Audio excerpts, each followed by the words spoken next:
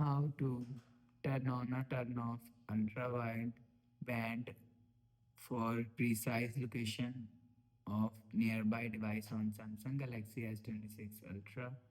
Let's start the video. First of all, go to App Library. Here, click on Settings app. Now in Setting, scroll down and you will see first option is Connections.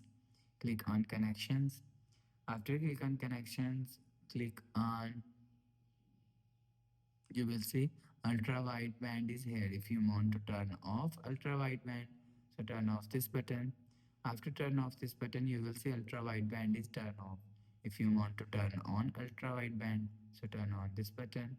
After turn on this button, you will see ultra wideband is turned on. You will turn on or turn off ultra wideband from here. After the process, go back to home screen. So that's how you can turn on or turn off ultra wideband for precise location for of nearby devices on Samsung Galaxy S26 Ultra. If you like the video, please subscribe. Thanks for watching.